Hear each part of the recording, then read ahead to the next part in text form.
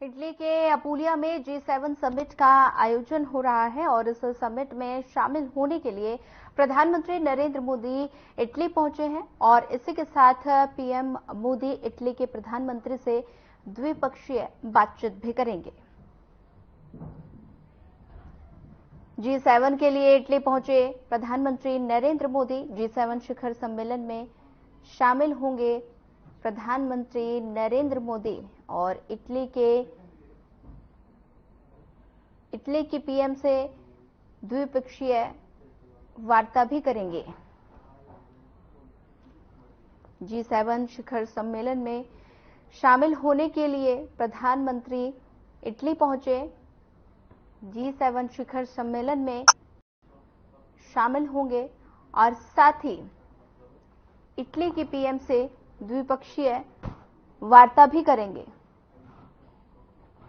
तीसरे कार्यकाल का प्रधानमंत्री का ये पहला विदेश दौरा है और प्रधानमंत्री नरेंद्र मोदी इटली के प्रधानमंत्री से द्विपक्षीय बातचीत भी करेंगे।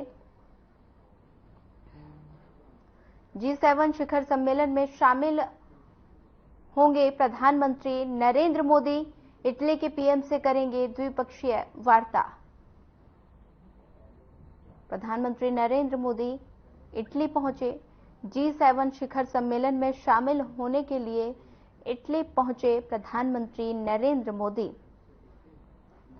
तीसरे कार्यकाल का प्रधानमंत्री नरेंद्र मोदी का ये पहला विदेश दौरा है।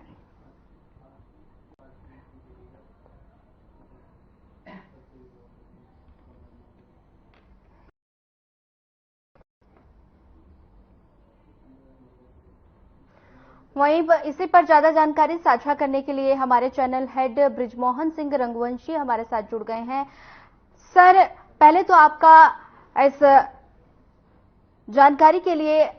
स्वागत करती हूं। सबसे पहले मेरा सीधा सवाल है सर, G7 शिखर सम्मेलन में भारत की ये 11वीं भागीदारी है और जबकि प्रधानमंत्री नरेंद्र मोदी लगातार 5वीं बार G7 शिखर सम्मेलन का हिस्सा बनेंगे, भारत के लिए कितनी बड़ी उपलब्धि?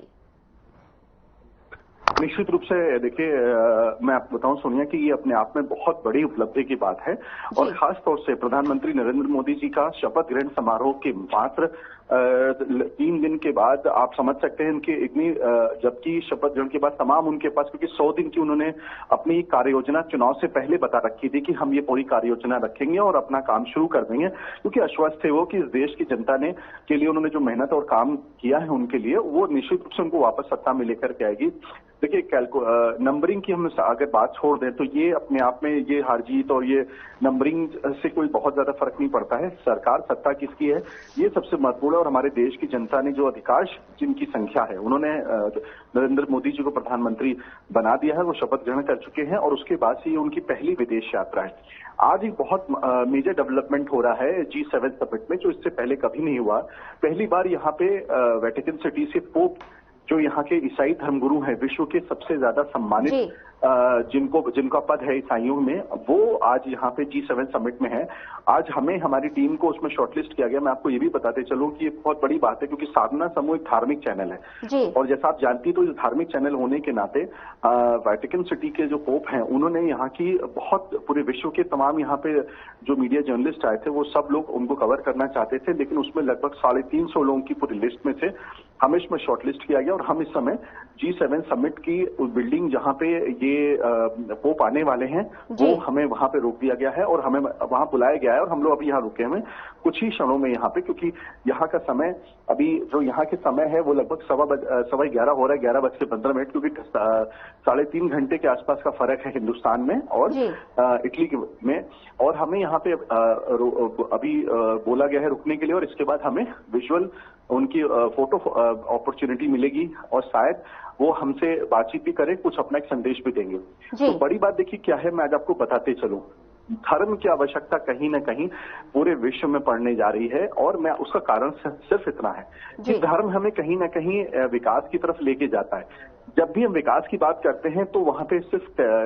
मीटिंग टेबल पे बैठ करके चार लोग बातें करते डेवलपमेंट की, लेकिन उसमें कहीं ना कहीं जब तक एक विकास जो है वो वहां के एक ग्रोथ से जो हम बात करते हैं वो हमारे अपने संस्कारों सभ्यता से भी बहुत कुछ ताल्लुक रखता है। आज देखिए जो जिन जिन देशों में सभ्यता संस्कारों से वो दूर होते जा रहे हैं उन देशों की बहुत अच्छी स्थिति नहीं है, क्योंकि वहां की जो सामाजिक स्थितियां इतनी खराब होती जा रही हैं कि वहां पे जब आपके यहाँ हमारे यहाँ ये बोला जाता था संस्कार और जो सभ्यता है वो हमारे सभी उसकी वजह से ही देश तरक्की करता है, और जब देश तरक्की करता है तो विश्व तरक्की करता है। ऐसा नहीं हो सकता है कि आपकी अगर आज हमारे देश से जुड़े हुए जो भी देश हैं अगर उनमें अगर बहुत अमन चैन नहीं रहेगा, वो अगर विकास की स्थिति में उनकी बहुत अच्छी नहीं रहेगी तो वो हमें नुकसान होंगे। जैसे आप देखते हैं अक्सर हमारे देश में कहा जाता है कि बांग्लादेशी घुसपैठिए बहुत आ चुके हैं, बाहर के देशों के लोग, इसीलिए हमारे यहाँ कई ऐसे कानून आदरणीय गृह मंत्री जी ने बनाए हैं जिसके चलते हमारे देश में वो बाहरी घुसपैठियों पर रोक लगाई जा रही है। लेकिन वो रोक इसलिए लगाई जा रही है क्योंकि जिस पर लेकिन हमारे विपक्षी दलों ने बोला कि बहुत सारे ऐसे शरणार्थी हैं जिनको जरूरत होती है तो मानवीय दृष्टिकोण से हमें उनको अपने देश में लेना चाहिए। लेकिन मैं आपको बताऊं इससे क्या होता है कि ऐसे लोग जो खुद यहाँ पे अपने देश से भाग करके आते हैं या वो यहाँ पर भी यहाँ की सामाजिक स्थिति को खराब करते हैं, तो क्योंकि वो सभ्यता और संस्कार से दूर होते हैं। अब मैं बात यहाँ धर्म की कर रहा था क्योंकि पोप यहाँ पे आ रहे हैं पहली बार G7 समिट में, क्योंकि देखिए पूरे विश्व की सबसे ज्यादा जनसंख्या ईसाई समुदाय की है और ईसाई समुदाय के वो धर्मगुरु हैं, वो कहीं ना कहीं मुझे लगता है एक बड़ा संदेश देने वाले हैं और अभी बस थोड़ी ही देर में वो संदेश हम लोग को मिलेगा, क्योंकि हम लोग को अभी रोका गया है यहाँ पे, हम लोग को फिर जाने दिया जाएगा। तो कहीं ना कहीं विश्व पूरे पटल पे जिस तरह से हमारे देश में हमारे प्रधानमंत्री जी ने जब वो मंदिर में जाके दर्शन करते हैं या हमारे देश के प्रधानमंत्री जब कहीं गुरुद्वारे पे जाते हैं तो उस पर कई विपक्षी दल और हमारे जो विपक्षी सोच के जो पत्रकार हैं, तमाम ऐसे लोग हैं, वो उन पर टिप्पणी करते हैं और उनका मजाक उड़ाते हैं। लेकिन देखिए कहीं ना कहीं विश्व के जो सबसे पाश्चात्य संस्कृति को फॉलो करने वाले जो देश, यूरोपियन कंट्री से बड़ा तो कोई जितनी भी देश है यहाँ से ज्यादा तो कोई वेस्टर्न कल्चर और हम सभ्यता की बात करते हैं तो बहुत हाई स्टैंडर्ड के लोग यहाँ पे वो तक आज अपने धर्मगुरु के ऊपर निर्भर होने जा रहे हैं, क्योंकि कहीं ना कहीं ऐसे धर्म से लोग दूर हुए तो उनकी सभ्यता संस्कृति से भी दूर हुए। और आज पोप के आने से ये है कि कहीं ना कहीं बड़ा संदेश जाने वाला है और वो संदेश क्या देंगे वो हम आपको बस कुछ ही क्षण में बताएंगे। सोनिया ठीक है। सर अगर प्रधानमंत्री नरेंद्र मोदी की बात की जाए तो प्रधानमंत्री का ये तीसरे कार्यकाल का पहला विदेश दौरा है, तो इस बार किन किन मुद्दों पर चर्चा हो सकती है G7 शिखर सम्मेलन में? देखिए हमारे को आज विदेश मंत्रालय के प्रवक्ता ने हमें इस बात की ब्रीफिंग दी, क्योंकि देर रात प्रधानमंत्री नरेंद्र मोदी जी इटली आ चुके हैं, बारी पहुंच चुके हैं वो, और बारी के बाद से अभी उनकी टीम से जैसे प्राइम मिनिस्टर ऑफिस और खासतौर से जो उनका मंत्रालय है प्रधानमंत्री का कार्यालय और विदेश मंत्रालय के जो तमाम वरिष्ठ अधिकारी हैं और विदेश जानकार, जितने भी विदेशी मामलों के जो जानकार है उनके साथ उनकी बैठक चल रही है। मैं आपको बताते चलूं कि देर रात पहुंचने के बाद भी जो जानकारी हमें लगी है, और ये हमें कुछ सरकारी प्रवक्ता ने नहीं बताई, कि सरकारी प्रवक्ता अक्सर ये इस बात के लिए बोला जाता है कि सरकारी प्रवक्ता वही बताता है मीडिया को और मीडिया वही चलाती है, लेकिन मैं आपको बता दूं कि ये हमारी खुद की जानकारी, क्योंकि जहां वो रुके हैं वहां के जो सोर्सेज हैं हमारे, वो इटली के रेजिडेंट्स हैं, उन्होंने हमें ये बताया कि प्रधानमंत्री जी के आने के तुरंत मुश्किल से 2 या 3 घंटे के बाद प्रधानमंत्री जी ने मीटिंग लेनी शुरू कर दी। तो ये इस बात की बड़ी चर्चा बनी हुई है यहाँ पे कि देखिए बाकी देशों के जो उनके राष्ट्राध्यक्ष जो या उनके प्रधानमंत्री जब आते हैं तो वो अपना जो उनका एक तरीका होता है कि क्योंकि 10 से 12 घंटे का सफर यहाँ, हालांकि यूरोपियन कंट्रीज के जो बाकी जो लोग आते हैं वो तो 1 से 2 घंटे का सफर है, लेकिन भारत से खासतौर से भारत स्पेशल इनवाइटी है इसमें जो है, तो वो यहाँ से जब आते हैं तो वो उसके बाद उनको भी थकान होती है कि 10 से 11 घंटे की फ्लाइट होती है यहाँ पे, और वहां पहुंचने के बाद भी उन्होंने 3 घंटे के बाद काम शुरू कर दिया। तो उसका सबसे बड़ा ताल्लुक ये है कि कहीं ना कहीं प्रधानमंत्री जी एक तो स्पेशल इनवाइटी के तौर पे यहाँ पे आए, क्योंकि G7 देशों में भारत उसका सदस्य नहीं है, और प्रधानमंत्री जी की जो मुख्य योजना है खास तौर से रिश्तों को और बेहतर बनाने की है अंतर्राष्ट्रीय पटल में भारत के साथ, और भारत को क्या फायदे हो सकते हैं, यहाँ की जनता को क्या फायदे हो सकते हैं, और भारत द्वारा दूसरे देशों को क्या ऐसा सहयोग दिया जा सकता है जिसके चलते विदेश जो नीति है वो और मजबूत हो चुकी है, और हमारे देश के जो लोग पूरे विश्व में समय सब जगह हैं, कहीं ना कहीं जब वो, क्योंकि हमारे देश में हमारे देश की संख्या जो है वो विदेशों में भी काम करती है, और ऐसी नीति अगर बनेगी तो यहाँ पे हमारे जो लोग हैं वो बाहर जा सकते हैं और वहाँ बेहतर तरीके से काम कर सकते हैं। उसके अलावा जो हमारे जी सर, संभावना है कि रशिया यूक्रेन युद्ध और इजरायल युद्ध पर भी G7 में चर्चा होने की संभावना है, इस पर क्या अपडेट है सर? ये आपने जो ऐसा सवाल किया सोनिया, मैं आपको बताऊं कि हमारी इंटरनेशनल मीडिया जो यहाँ पे है, जो रशिया से लेकर के यूक्रेन, चाइना, जापान में जितने भी जर्नलिस्ट हैं, हम सब लोग यही बातचीत कर रहे हैं कि यूक्रेन को लेकर क्या दृष्टिकोण होने जा रहा है और रशिया को लेकर पूरे विश्व में क्या दृष्टिकोण होने जा रहा है। ये एक बहुत ही महत्वपूर्ण पहलू पे आपने बात करी और यही चर्चा पूरे यहाँ पर भी हमारे इंटरनेशनल मीडिया के जो हमारे जर्नलिस्ट दोस्त हैं वो इस पर बात कर रहे हैं। मैं आपको बताते चलूं कि ये सब चीजें भी बड़ी गुप्त रखी गई हैं और मुझे लगता है कहीं ना कहीं यूक्रेन वॉर को लेकर के विश्व में दो फाड़ हो चुके हैं।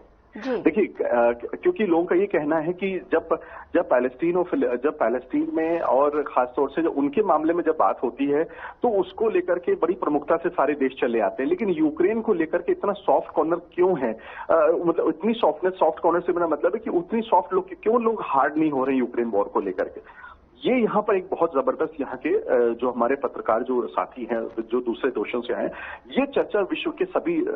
अंगों में हो रही है कि जिस तरह से जब पैलेस्टीन की जब बात आती है तो कहीं ना कहीं पूरा विश्व उसको बड़ा सख्त रवैया अपनाने लगता है। वो कहता है कि यहाँ पे बहुत जुल्म हो रहा है, लेकिन यूक्रेन जिस स्थिति से गुजर रहा है उस स्थिति को लेकर के पूरे विश्व में क्यों नहीं कोई गंभीर मुद्दे के साथ इसको उठाया जाएगा, और यही इस बात की चर्चा है G7 समिट में। और इसको लेकर के मुझे लगता है कि आज शाम से लेकर कल तक में तमाम, क्योंकि यहाँ तो सुबह हुई है तो अब मीटिंग शुरू हो रही है यहाँ पे 11:15 बजे से, और अब यहाँ से लगातार दिन भर में बातें निकल के आएंगी, तो मैं आपको ये अपडेट और दे सकूंगा यूक्रेन मामले में, खासतौर से रशिया यूक्रेन के युद्ध को लेकर के। जी, G7 शिखर सम्मेलन में कितने देश ताकतवर हैं और सम्मेलन में पीएम मोदी की मौजूदगी क्या मायने रखती है, इसको जरा समझा दीजिए। देखिए क्या है,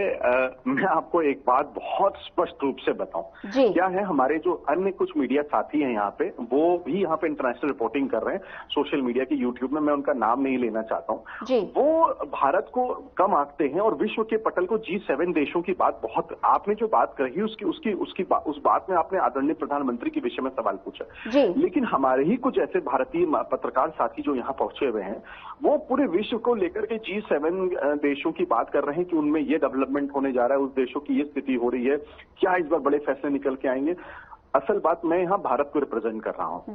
विश्व की बात हमारे प्रधानमंत्री तय करेंगे, विदेश मंत्री तय करेंगे, हम पत्रकार उसके आंकलन नहीं कर सकते। सबसे बड़ी बात देखिए, पत्रकारिता का स्तर अब समय के अनुसार बदलता भी जा रहा है। जो अन्य देशों में जिस तरह से पत्रकारिता को अंकुश नहीं लगाया जाता है, लेकिन वो पत्रकारिता को वो ये ध्येय जरूर देते हैं कि कहीं ना कहीं देश हित में भी आप काम करिए। पत्रकारिता का ये कतई मतलब नहीं है कि आप दूसरे देशों के प्रति इतने ज्यादा कहीं ना कहीं डेवलपमेंट की भूमिका में उनको दिखाएंगे और अपने देश को दिखाएंगे कि हम लोग बहुत पीछे हैं। आज मैं आपको बताऊं जो हमारे देश की स्थिति है, G7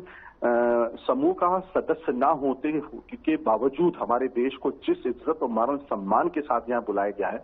ये अपने आप में बहुत बड़ी बात है। और आदरणीय प्रधानमंत्री श्री नरेंद्र मोदी जी की जो भूमिका, जो व्यक्तित्व, जो उनका भार है, वो मैं आपको बताऊं, मैं इस बारी शहर से इटली के अंदर मैं देख पा रहा हूं। शायद दिल्ली में बैठे हुए लोग 4 जून को नहीं समझ पा रहे थे, मैं आपको सच बताऊं, लेकिन इस बार का जो तीसरा कार्यकाल है प्रधानमंत्री जी का, उनके 100 दिन की कार्य योजना तैयार हो चुकी है देश के प्रति, और विदेश नीति जो है, क्योंकि देखिए इसीलिए विदेश मंत्री को उन्होंने नहीं बदला। विदेश मंत्री हमारे यहाँ एस जयशंकर की जो भूमिका है वो बहुत अहम है, बहुत ही और अजीत डोभाल जो हमारे नेशनल सिक्योरिटी एडवाइजर हैं, लेकिन अंतर्राष्ट्रीय पटल पे जिस प्रकार से अजीत डोभाल सर की जो उनकी एक अपनी आपस में कोलैबोरेटिंग जो स्थिति है, जिसका आपने देखा था कुछ दिन पहले कतर में, हमारे लगभग 8 जो देशवासी थे उनको मौत की सजा सुनाई गई थी, और ये हाल ही में 3 महीने पुरानी बात है। और उस 8 देशवासियों को जिनको जो ये सजा सुनाई गई थी, जासूसी के आरोप उन पर लगाए गए थे कतर में। और आप सोचिए कि मुस्लिम देश के अंदर जहां पे जो सजा सुनाई जाती है मौत की, उसको तो वापस लेने वहां की सुप्रीम कोर्ट नहीं ले सकती, लेकिन ये भारत की भूमिका और भारत का असर देखिए वहां पे। और जबकि हमारे देश को कहीं ना कहीं एंटी इस्लामिक, एंटी मुस्लिम बोला जाता है इस सरकार को खासतौर से, लेकिन ये प्रधानमंत्री नरेंद्र मोदी जी का ही। ठीक है सर, हमारे साथ जुड़ने के लिए आपका धन्यवाद।